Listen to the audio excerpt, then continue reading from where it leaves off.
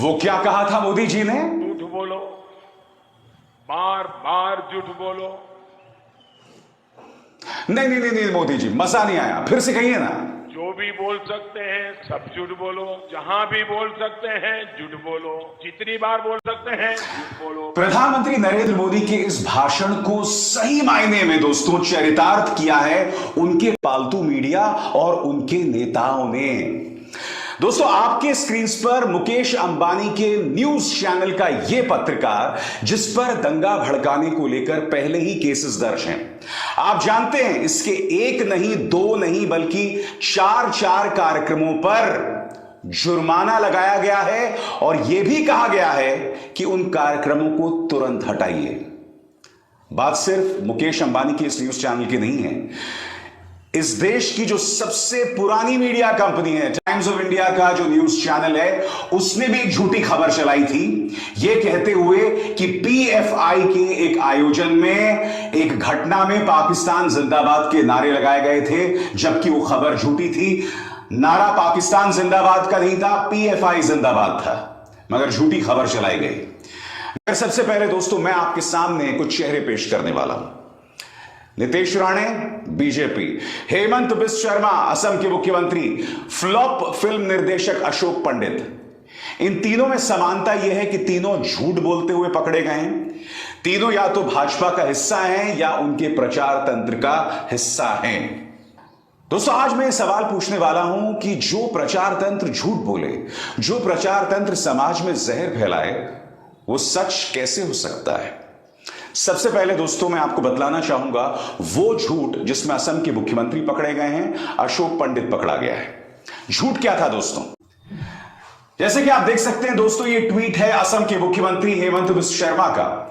इस ट्वीट में वो ये दावा कर रहे हैं कि खालिस्तान समर्थक वारिस पंजाब दे का प्रमुख अमृतपाल सिंह और राहुल गांधी के विचारों में कोई फर्क नहीं है। इनका यह दावा है कि दोनों एक ही बात कह रहे हैं, जबकि दोनों के विचारों में बहुत बड़ा फर्क है दोस्तों। दोनों ने जो बात अपने भाषण में कही है उसमें बहुत और बहुत बड़ा बुनियादी फर्क है, मगर जानबूझकर यह झूठ फैलाया जा रहा था। मैं आपको यह बतलाना चाहता हूं दोस्तों कि दोनों के जो विचार थे या दोनों के भाषणों में क्या फर्क है, वो आपको इस स्क्रीनशॉट के जरिए पता चलता है। राहुल गांधी संसद के अंदर भाषण दे रहे थे कोऑपरेटिव फेडरलिज्म के ऊपर, देश के संघीय ढांचे के ऊपर। राहुल गांधी ने सिर्फ इतना कहा था कि भारत एक यूनियन ऑफ स्टेट्स है, और कोई अजूबी बात उन्होंने नहीं कही थी। आप देख सकते हैं कि हमारे संविधान में भी ये लिखा हुआ है कि Bharat, that is India, is A union of states. अब यही बात अमृतपाल सिंह ने भी कही थी, मगर दोनों के बयानों में क्या बुनियादी फर्क है, आपको मेरे साथ बने रहना पड़ेगा, बताने वाला हूं मैं। तो राहुल गांधी ने क्या कहा था संसद में, मैं आपको बताता हूं। राहुल गांधी ने अपने भाषण में कहा था कि अगर मैं तमिलनाडु जाता हूं तो मैं अपने विचार तमिलनाडु में रहने वाली जनता पर नहीं थोप सकता। उन्होंने कहा कि इस देश में दो विचारधाराएं हैं। एक विचारधारा वो जो समावेशी है, यानी कि अगर मैं दूसरे राज्यों में भी जाता हूं तो मैं उनके विचारों को समझता हूं, मैं उनके विचारों को सहेजने की कोशिश करता हूं। यह राहुल गांधी कह रहे थे, जो कि बहुत अच्छी बात है।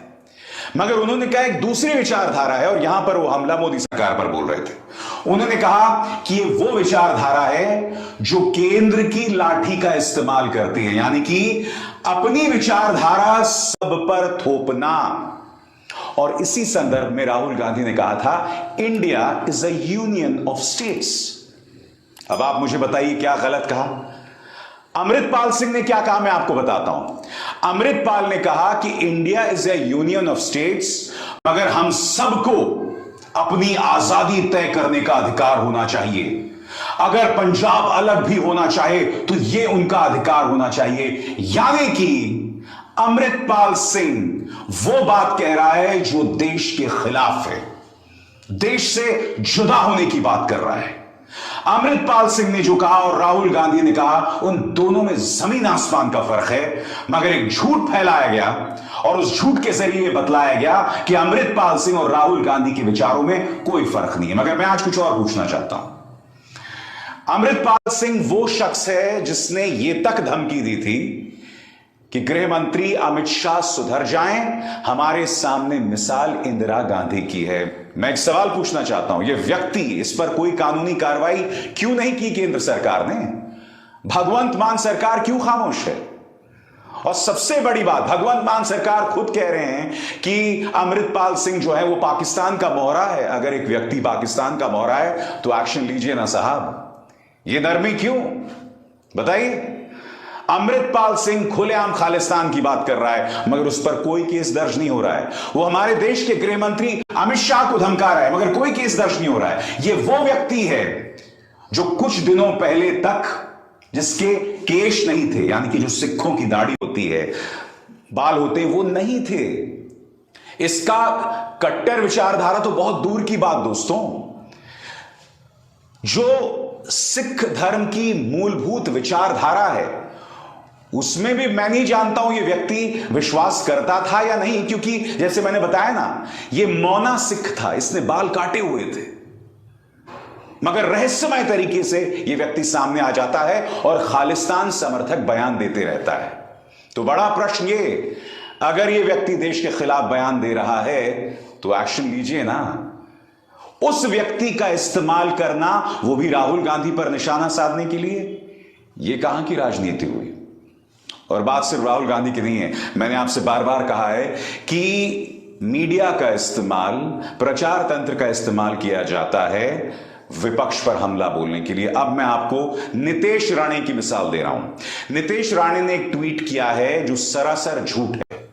नितेश राणे उद्धव ठाकरे को गद्दार बता रहे हैं। यह कह रहे हैं कि उद्धव ठाकरे ने औरंगजेब को अपना भाई कहा, जबकि हकीकत यह है दोस्तों कि उद्धव ठाकरे ने कश्मीर के एक सैनिक जिसका नाम औरंगजेब था उसका जिक्र किया, जो शहीद हो गया था, जिसे आतंकवादियों ने किडनैप कर लिया था और उसे मौत की घाट उतार दिया था। उद्धव ठाकरे उस औरंगजेब की बात कर रहे हैं, मगर नितेश राणा गलत बयानी कर रहे हैं, झूठी जानकारी पेश कर रहे हैं।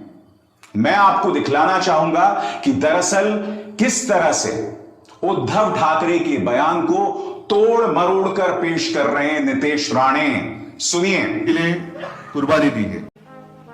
अभी मैं अगर कहूं कि हाँ वो मेरा भाई था तो आप बोलेंगे लेकिन आपको नाम पता है क्या है? उसका नाम था औरंगजेब। औरंगजेब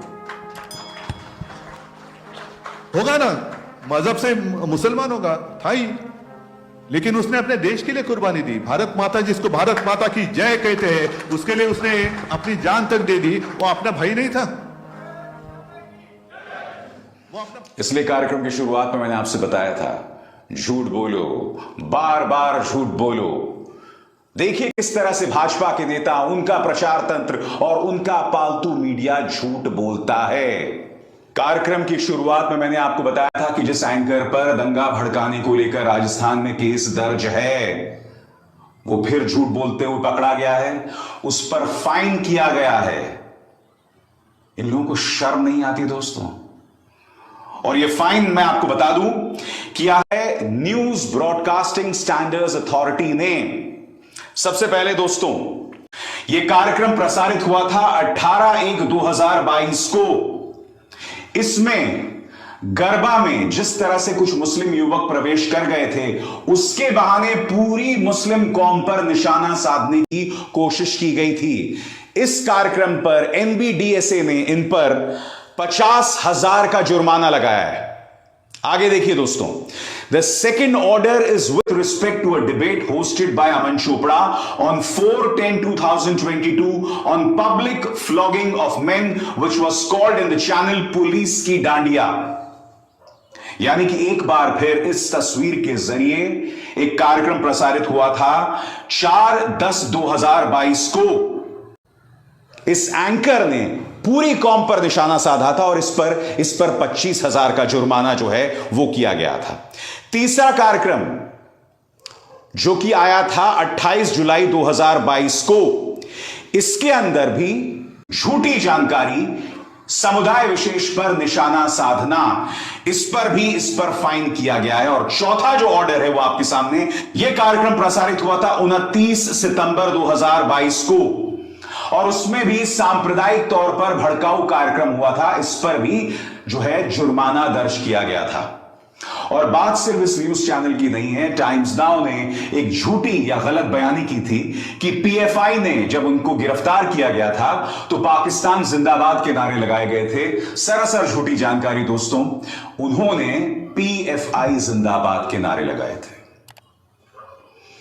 मैं आपसे एक सवाल पूछना चाहता हूं, जो पत्रकारिता आपसे झूठ बोलती है, जो पत्रकारिता आपके सामने गलत जानकारी पेश करती है, जो पत्रकारिता समाज में असंतोष फैलाती है, दंगा भड़काने की कोशिश करती है, वो सही कैसे हो सकती है? जो राजनीतिक विचारधारा, राजनीतिक दस्तक देने के लिए, वोट्स बटोरने के लिए झूठ का सहारा लेती है, वो सही कैसे हो सकती है? याद कीजिएगा, लॉकडाउन, पहला लॉकडाउन, याद कीजिएगा किस तरह से तबलीगी जमात को निशाने पर लिया गया था। मैं आपको करीब 1 दर्जन मिसालें देना चाहता हूं। ये एंकर्स आज भी न्यूज इंडस्ट्री में काम कर रहे हैं। किस तरह का जहर इन्होंने घोला था, वो झूठ आपके सामने एक एक करके मैं ला रहा हूं। सबसे पहले तिहाड़ सॉरी खांसी आ गई थी। सबसे पहले तबलीगी जमात का देश से विश्वासघात। दूसरा कार्यक्रम, तबलीगी जमात भरोसे के काबिल क्यों नहीं। इस तरह के कार्यक्रम चल रहे थे दोस्तों। इससे पहले कि आप में से कई लोग मुझसे ही सवाल करें तो मैं आपको बतला दूं, सुप्रीम कोर्ट के चीफ जस्टिस बोबडे ने कहा था कि मीडिया ने विचारों की अभिव्यक्ति का गलत इस्तेमाल किया था तबलीगी जमात पर निशाना साधकर। यही नहीं, मुंबई की औरंगाबाद बेंच ने तबलीगी जमात के पक्ष में यह आदेश सुनाया था और तमाम आरोपों से उन्हें दोषमुक्त कर दिया था। और ये न्यूज चैनल्स क्या चला रहे थे, ये मैं आपको लगातार बता रहा हूं। आगे देखिए, दीन बांटना था, दर्द बांट गए, कोरोना से जंग में जमात का आघात। दीन बांटना था, दर्द बांट गए। काश आप पत्रकारिता भी करती, काश आप टॉनिक युक्त गलत बयानी वाली पत्रकारिता नहीं करती। आगे देखिए साहब, मरकज ने मामला बिगाड़ दिया। मोहतरमा, हल्ला बोलना है तो मैं आपको बताता हूं, जिस तबलीगी जमात को निजामुद्दीन के पास आयोजन की अनुमति दी गई थी, उसी के पास में एक पुलिस स्टेशन था। आपको हल्ला बोल ये करना चाहिए था कि उस पुलिस ने उस आयोजन को क्यों नहीं रोका, नंबर 1। नंबर 2, वो पुलिस आती है देश के गृह मंत्री अमित शाह के अंतर्गत, उन्होंने इस आयोजन की अनुमति क्यों दी थी। नंबर 3, क्या आप जानते हैं कि तबलीगी जमात मुंबई में आयोजन करना चाहती थी, मगर उस वक्त की उद्धव ठाकरे सरकार ने मना कर दिया था कोरोना को देखते हुए। और सबसे बड़ी बात, अगर तबलीगी जमात के प्रतिनिधि विदेशों से कोरोना लेकर आए हैं तो एयरपोर्ट पर इन्हें क्यों नहीं रोका गया? क्या इस मुद्दे पर इन पत्रकारों ने हल्ला बोल किया? नहीं किया ना, मगर झूठे कार्यक्रम कर रहे थे दोस्तों। आगे देखिए सर, यही दंगाई पत्रकार, ताली थाली देश में थूक वाला जिहाद क्यों, झूठा कार्यक्रम। धर्म के नाम पर जानलेवा धर्म, झूठा कार्यक्रम। जमात की जहालत से कोरोना भारत में फैला, जहालत किसकी है इस तस्वीर से पता चल रहा है। आगे देखिए साहब, तबलीगी का कोरोना जाल, और अंत में तबलीगी इन हाइडिंग। क्या कीजिएगा इनके बारे में दोस्तों? इनका काम न सिर्फ समुदाय विशेष पर निशाना साधना, इनका काम आपके सामने झूठ परोसना, इनका काम हमारे समाज में असंतोष फैलाना, और इसके अलावा कुछ नहीं।